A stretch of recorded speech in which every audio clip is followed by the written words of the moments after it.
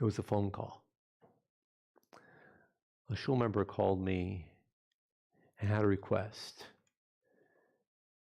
that I pray for the soul of a friend. And immediately I said yes. And I've been thinking of this the past day. Typically, when we pray, we focus on health. We pray for people to get better. We pray for people to be safe. There are formal prayers of praying for a safe journey, arriving at a safe journey in a safe way at a destination, which still means safety. There's a formal prayer for a woman to deliver a baby safely if she is pregnant. We pray a lot for physical health and safety and well-being. Makes perfect sense because those are tangibles. We can even pray for prosperity. We pray that somebody gets a new job, or gets a promotion, gets a raise. How often do we stop and reflect on what it means to pray for somebody's soul? And of course, none of us really knows exactly what a soul is. We can't smell it, can't taste it, can't touch it, can't see it, can't find it. So how are we to pray for somebody's soul? And since I'm not an expert, just a man like everyone else, but I do have my perspective, it seems to me that the soul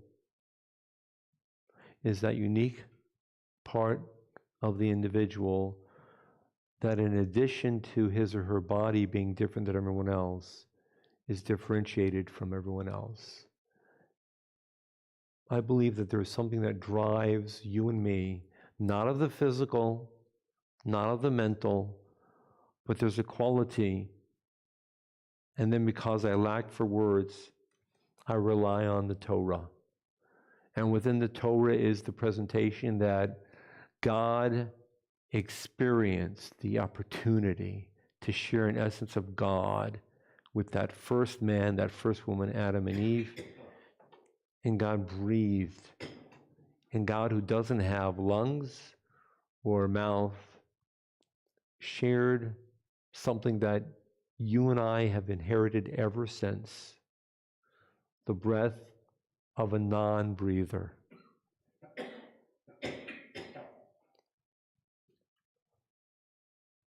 I think of the soul as an individual mirror of God.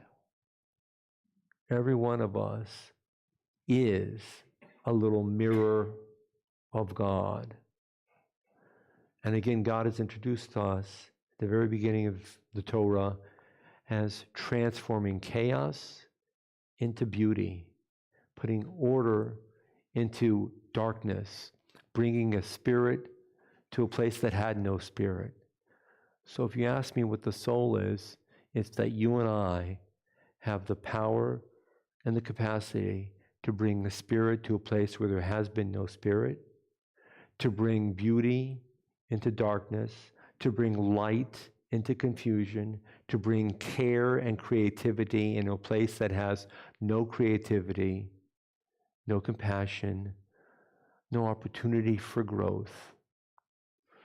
Soul, for me, brings forth the uniqueness of each and every one of us. We all know that we look at our fingerprints and every one of us has a unique fingerprint.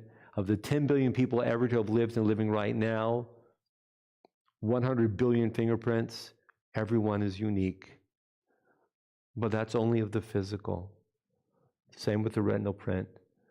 For me, the soul is the breath inherited from a non-breather that gives me the power to make a difference in my world.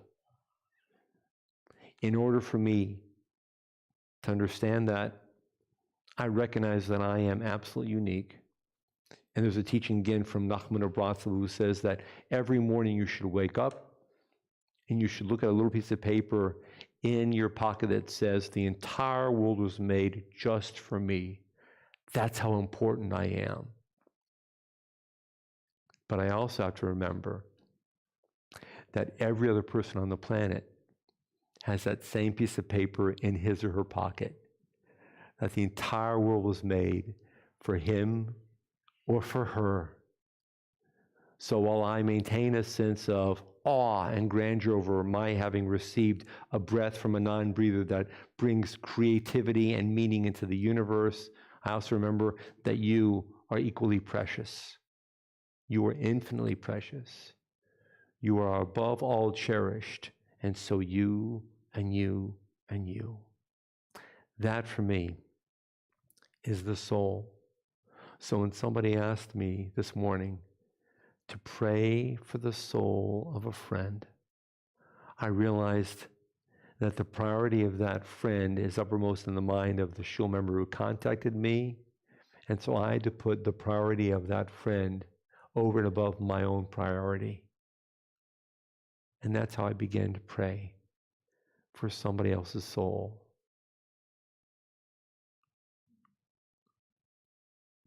For me, soul is the reason that I exist. For me, the soul is the reason that you exist. And so now, thinking about a word from this song that we just sang along with from Craig, awake to become whole. Part of my becoming whole is recognizing that you have a unique reason to live. And I'm in awe of your unique reason to live. And equally yours and equally my own. The creativity of God is unmatched. And that's how I wake up every day. And from now on, I think I'll be a bit more capable of praying for the soul of someone else. We rise the Aleinu, page 56.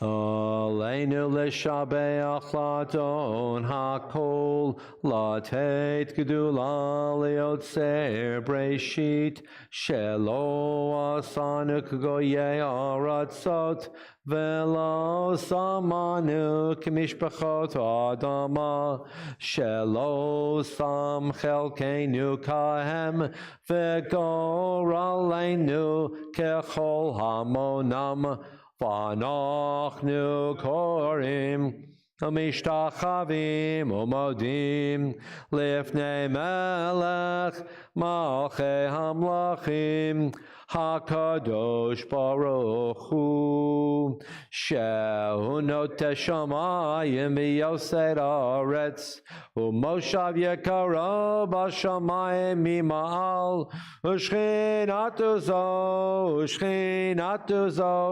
Begavei meromim Hu Eloheinu ein od Emet malkeinu evezulaton Kakatu betoraton Yadadayom Vashebota elavavecha Ki Adonai Hua Elohim Bashamayim mimal Val haaretz mitachat enod.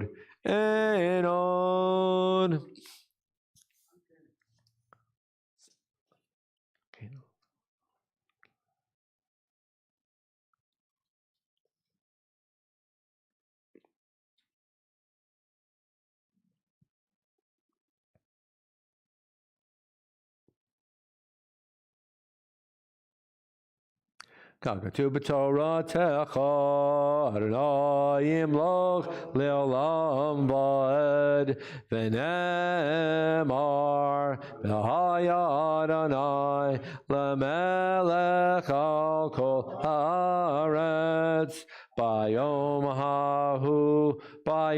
ההוא יהיה אדוני אחד, ושמו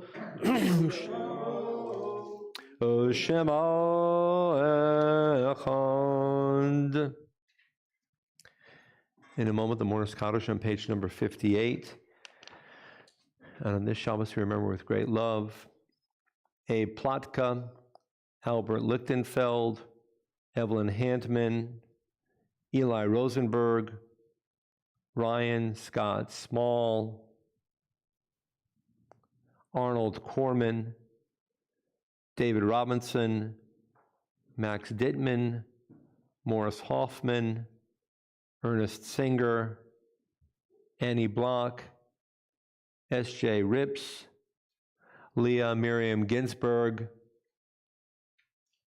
Michael Perlman, Max Cohen Berenti, Murray Edelbaum, James Guttel, Hyman Rips, Bertha Weber, Rachel Burson, Celia Berkowitz, Jacob Cohen, Sam Lifshitz, Joseph Gollum, Sadie Friedman Sattel, Mamie Sinclair, Craig Movsovitz.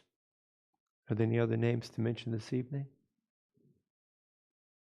Perhaps somebody joining in from home has a name to share. We rise for Kaddish.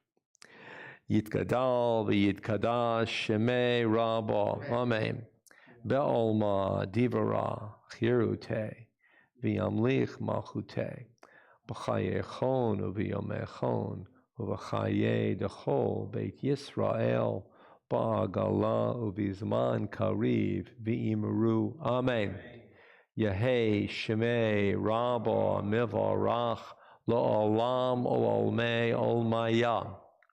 Yitbarach v'yishtabach v'yitpa'ar v'yitromam v'yitnaseh v'yithadar v'yitaleh v'yitalal shemei dekudesha b'rechu le'ela min kol berchata v'shirata tushbechata v'nechemata da'amiran ba'olma v'meru. Amen. Yehei shaloma rabba min shemaya v'chayim oleinu v'al kol Yisrael v'imru. Amen. Oseh shalom b'mromav hu ya'aseh shalom oleinu v'al kol Yisrael v'imru. Amen. Our hopes for shalom for all.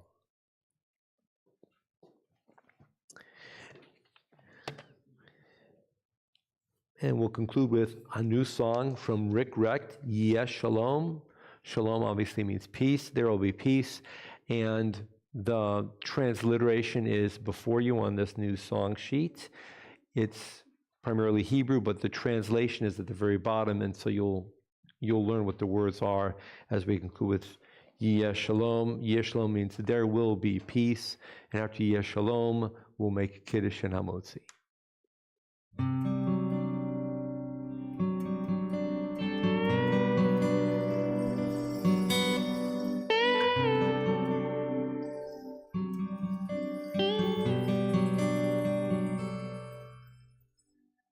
כשאנחנו שומעים אחד את השני, כשאנחנו מבינים אחד את השני, כשאנחנו אוהבים אחד את השני, יהיה שלום, יהיה שלום בעולם, יהיה שלום, יהיה שלום, כשאנחנו מאמינים אחד בשני, כשאנחנו עובדים אחד עם השני, כשאנחנו לומדים אחד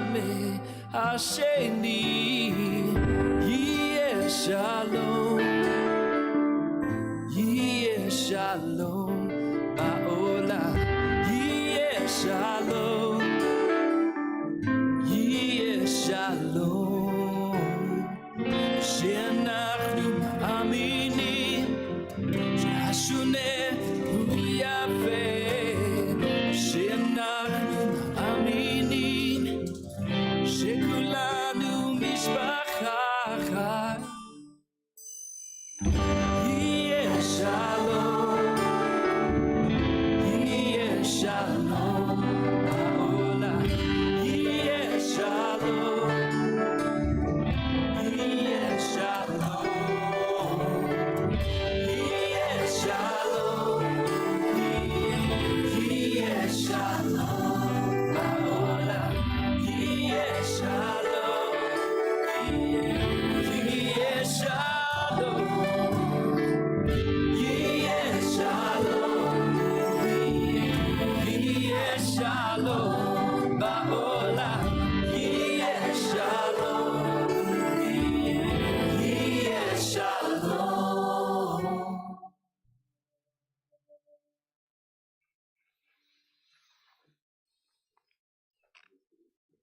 Thanks for joining in. Good Shabbos to you, to all who've joined in at home. We love you. May God bless you. May God watch over you. And Litrot, at some point, we hope to see you near each person in the future in this building. Until that point,